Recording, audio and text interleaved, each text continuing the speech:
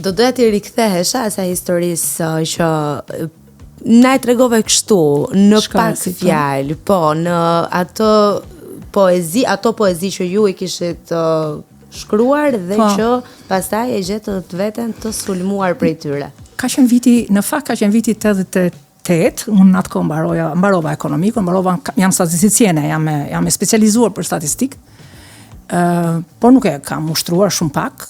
Pra jam ekonomiste në të vijat përgjithshme, por jam statisticiene kështu si specialitet dhe më ka pëlqyer shumë, ka qenë një gjë e mahnitshme, statistika është një fushë e mahnitshme, po, unë se kam ushtruar. E kam pasur zyshe me lindën një nga zyshet më të mrekullueshme që kam takuar në jetën time, por Melinda Meksin po flas.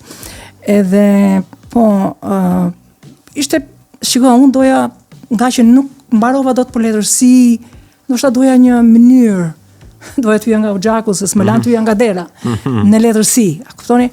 Kështu që doja të paktën thash me ekonomikun që kam të paktën të jem gazetare, ekonomist. Po të paktën isha gazetare, pra unë merresha me këtë zeje, gjithsesi të shkrimit, edhe pse media është shkrim në nxitim, është shkrim I nxituar. Ti je një shkrimtar I nxituar kur je gazetar, shkrimtar je prap, se ka shkrimtar një gazetar që shkruajnë kaq bukur sa të mahnisin me editorialet e tyre, por të mbetem këtu. Edhe redaktori I gazetës, që më vonë u bë dhe kolegu im I shtëpisë Botusor Nufri, atë kohë ishte redaktor në gazetë, më botoi një Bujar Hudri, më botoi një cikël me disa dhe bërë një prezantim të vogël. Gazeta Fjala e Lirë në atë kohë në Elbasan dilte në 2 numra në javë, periodike, të mërkurën dhe të shtunave. Ta themi cikli me poezi u botua të mërkurën, ditën e shtunë e pash vetën një faqe të shkruar nga një profesor universiteti, I cili më vonë më kërkoi ndjes, sigurisht më vonë, se ishte urdhëruar ta bënte këtë gjë. Arsyet janë komplekse, s'ka rëndësi, por unë fajsohesha për një ndjeshmëri shumë të lartë në poezinë time. Kisha një figuracion të tepruar, se si mund të jetë figuracioni, se si mund të ketë letërsia të tepri. Vetëm letërsia nuk mund të ketë tepri, është si kozmosi.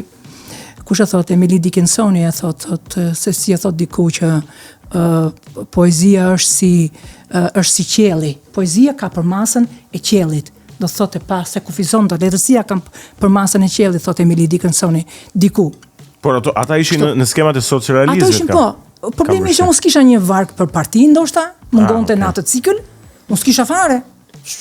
S'kisha në një, s'kisha dhe sa mirë që s'kisha, kur ndodhi kapërcyelli në 90-s, kur ndodhi unë isha njëri I virgjër në sensin e partia më kishte, domethënë, sa mirë që s'isha jashtë, sepse jo se ka ndonjë gjë, sepse ndonjëherë dhe mund t'i bëj edhe për arsye konjunkturale, në momente të caktuara, por sa mirë që nuk I kisha, sepse isha.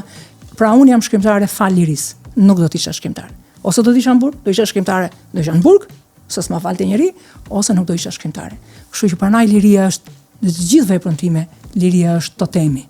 Po do e kisha pranuar Burgun për fjalën, për shkrimin? Në qoftë se do të ishe pak më madhe. Të merrni leje, të merrni leje. Nuk e pranon se pranon. Të merrni leje Burgut, të merrni leje. Nëse gaboj nuk të merrni leje. Siç ndodhi me shkrimtarë të tjerë që u anatemuan edhe u shkatërruan nëpër burgjet e diktaturës, sigurisht po. Por çështja është edhe mbas 90-s. Ajo delte madhe, prurjesh, letrare që erdhi, edhe letërsia Burgut, edhe letërsia tjetër e fshehur, ditaret, çfarë nuk doli në dritë, gjërat mahnitse kanë dalë në dritë. Pra, kam përshtypjen pati një hegemoni e asaj fryme 5 vjeçare, që nuk e la të shpërfaqet edhe kjo letërsi. Kam dhimbje ta them këtë gjë, por kam përshtypjen se kështu është. U botuan libra sigurisht, por nuk morën vëmendjen që meritonin. Ne në një lloj forme e kemi vrarë paksa letërsin. Paksa si shumë. Po. Për një kohë të caktuar dhe tani jemi duke diskutuar si ta rikthejmë në ato piedestale ku e meriton. Ta çlirojmë mirë. Ta çlirojmë nga çfarë? Ta çlirojmë pastaj të propagandojmë. Shiko, meqense po flasim thjesht tani për edhe për formime dhe për ta zgjeruar pak njohurinë tonë mbi letërsinë. Ai sistemi ishte ai që ishte. Megjithatë, ai sistem prodhoi edhe letërsinë e mirë të disa korifejve që ne I kemi, Ismail Kadare, Dritor Agolli e të tjerë. Do kishte qenë letërsia shqipe në dienin tënde. Ndryshe pa atë sistem ose si do të ishte letërsia shqipe ndryshe? Do të ishte vimësi e viteve 30? Sigurisht, e paraja nuk do të kishim fare këtë fash të realizmit socialist, Mirë, që ishte një zhanër, që ishte po. një farë zhanri i shpikur nga kushtet dhe morëm edhe diku tjetër, por problemi është që nuk do të ishte aq skematike. Sepse ndryshe është një letërsi e prodhuar në liri, ndryshe është një letërsi e skematizuar. Do të jesh patjetër heroi, do të jetë heroi se s'bën. Apo kjo është një nga gjërat që mua më ka bezdisur shumë, edhe arsyeja pse në veprat e mia nuk ka një njeri i dallueshëm. Ka kompleks, është një grup njerëzish që veprojnë pak a shumë të barabartë, sepse un kam akoma atë trembën e heroit famshëm me cilën ishim rritur. Ja, në shkolla. Një tjetër fjalë shqipe.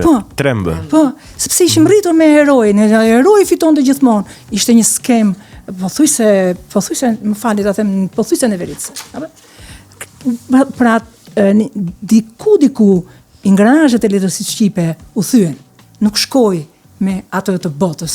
Sigurisht ne prodhuam shkrimtarë të mëdhej dhe madje unë mendoj që ne kemi kadaren, për shkak se fuqia e kadares e intimidoi atë diktatorin. Kam përshtypjen unë. Kadareja ka luajtur në kufi, ka luajtur në atë paqartësinë e kufirit. Ai ishte aq i fuqishëm brenda në atë tonzurën e tij për të mbrojtur, saqë po ta prekte, kam përshtypjen më shumë diktatori, kam përshtypjen se mund të digje edhe vet një pjesë të gishterive mund t'i digjte edhe vet.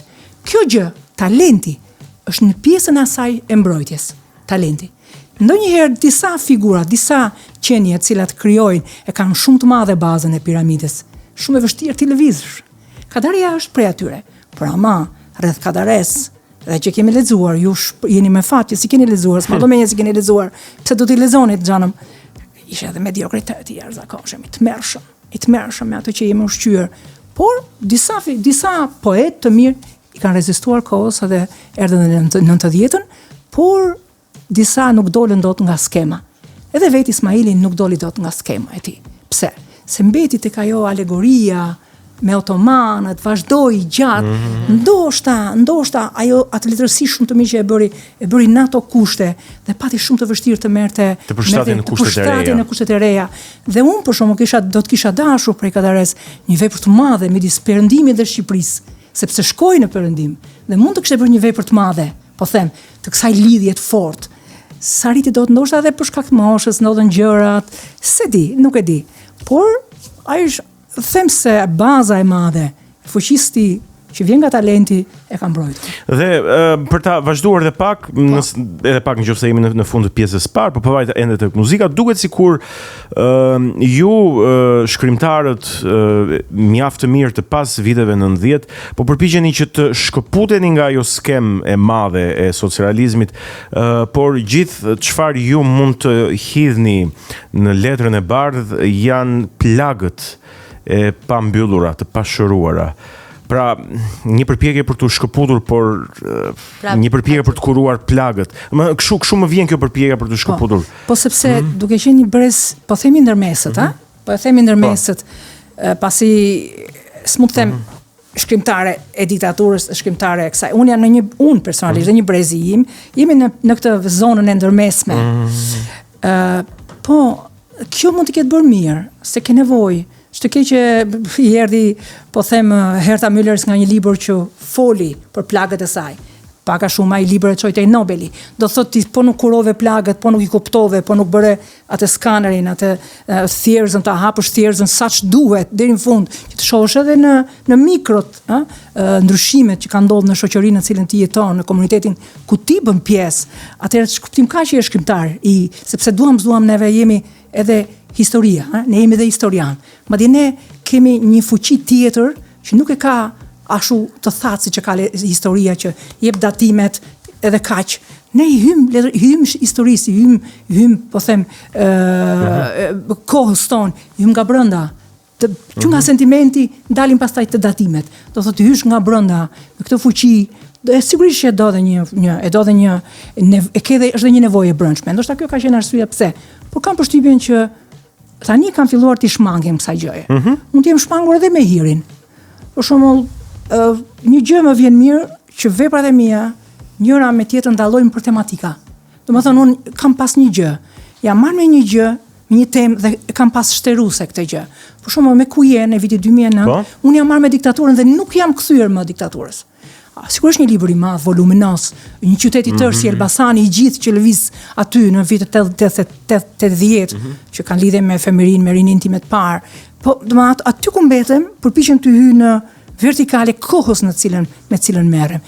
Dhe është e vërtetë që letërsia jonë në përgjithësi, përveç kësaj anës, po them edhe lokale, që ndonjëherë bën mirë, po jo dhe aq mirë, po të mendosh që ne duam të rezonojmë, të kapërcejmë këtë murin shqiptar, që përveç pengesave të tjera, pakte mos bëhemi ne pengesa.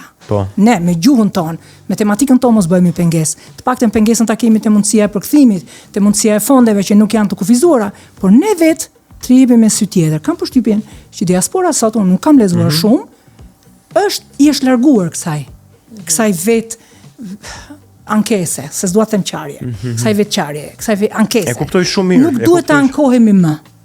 Kjo është arsyeja pse edhe ndonjëherë kemi mërzit lexuesin. Akoma me diktaturën këta. Shumë lexuesi i ri e kanë vëre që nuk e ka më lidhjen. Unë pra besoj që lexuesi i ri duhet të lexojë libra të tillë që flasin për këtë. Është mërzitur nga ankesat tona. Do letërsi europiane. Merret edhe me këtë plag, merret edhe me këto gjëra. Po perspektiva duhet të jetë tash sot Europa ka romanin unë. Romani që merret me veten, pak a shumë autobiografik, por romanin e shpejt. Unë bëra këtë gjithçka, që rrëfejnë gjithçka. Ti do ta ndjekësh këtë trend, sepse kështu është sot, kjo është sot në Europë. Megjithatë, kam parë zëra që jo romani i gjatë ka ikur koha, s'është vërtet. Në mes të Europës botohen vepra nga 1000 faqe dhe njerëzit lexojnë me të njëjtën etje. Jo, po të tërhoqin në faqen e parë vazhdon. Do thotë, asnjëherë nuk është në fashion fakti që do ta shkruash kështu apo do ta shkruash kështu. Shkruaj si vjen, siç më ka thënë Amosozi. Kam takuar në Arat, kam pas një nga autorët e mi të dashur, në kuptimin, to kanë qenë të dashurit e mi. Nëse dikush do më pyes cilët janë të dashurit të tuaj, po sigurisht që kam edhe një numër të dashurish. Po fizik, po kam këta kanë qenë të dashurit e mi që kanë formësuar natyrën time. Edhe po them edhe këtë letrare, më qenin letrare. Dhe më thosh, Fludra, e thash mjeshtër, më këshillo diçka, se jam shkrimtare re, relativisht. Tha Fludra, shkruaj për gjërat që ndjen, shkruaj për gjërat që nje, shkruaj për gjërat që prek. Sigurisht, mund të bësh dhe letërsi fantasmagorike. Ka libra fantasmagorik fantastik. Bota sot është pak a shumë ashtu, apo ja. Por, vjen një moment që ke nevojë të rish me veten. Ke nevojë të shtrihesh në kanape. Ka nevojë të marrësh erën e librit. Pra, shiko, s'është të thënë që kjo është kështu, e prerë. Por, ne duhet të punojmë edhe për këtë gjë. Dhe me këtë mesazh besoj unë drejtuar autorëve të rinj kryesisht që të dinë se si ta bëjnë veprën e tyre, ne do të shkëputemi për hapësirën e parë muzikore dhe menjëherë më pas rikthehemi sërish për të vijuar bisedën.